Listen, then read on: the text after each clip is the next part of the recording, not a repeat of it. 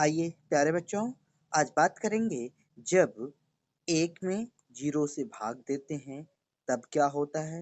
जब जीरो में जीरो से भाग देते हैं तब क्या होता है, और जब जीरो में एक से भाग देते हैं तब क्या होता है। ये तीनों सवाल के जवाब आज हम लोग खोजेंगे और सारी बात को क्लियर करेंगे।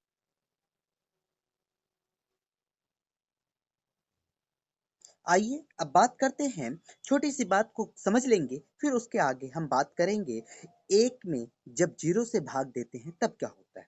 देखिए यहाँ पर क्या लिखा हुआ है, 10/2 मतलब 10/2, मतलब कि 10 पुराना है कितने से, 2 से।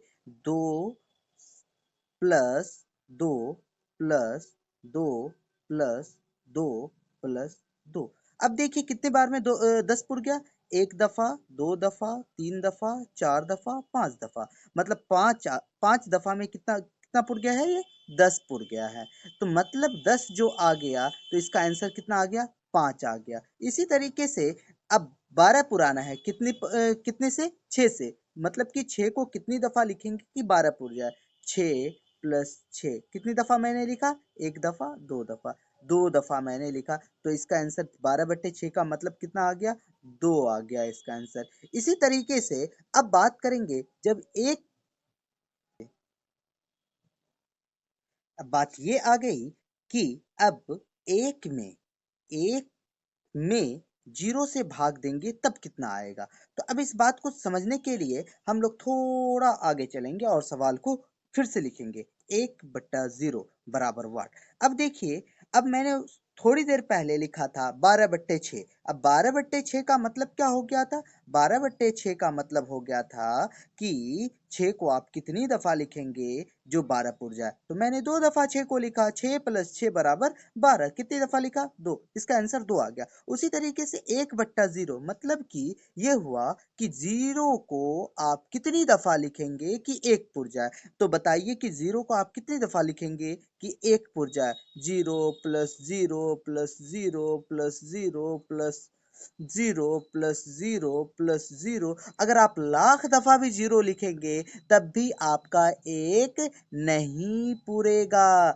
मतलब ये हुआ कि ये अपरिभाषित है। ये क्या है, अपरिभाषित भाषित है। ये क्या है, अपरिभाषित है। इसको डिफाइन नहीं किया जा सकता है, 1/0 को डिफाइन नहीं किया जा सकता है।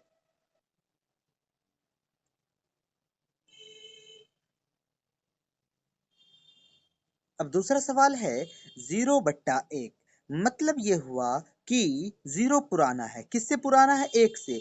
मतलब एक को कितनी दफा लिखेंगे कि जीरो पुर जाए। अब मुझे बताइए, एक को हम कितनी दफा, अगर दो दफा लिखेंगे एक तो एक एक दो पुर जाएगा, तीन दफा लिखेंगे तो तीन पुर जाएगा, तीन दफा लिखेंगे तो तीन पुर जाएगा, चार दफा लिखेंगे तो चार पुर जाएगा। ये तो ज्यादा ही हो रहा है।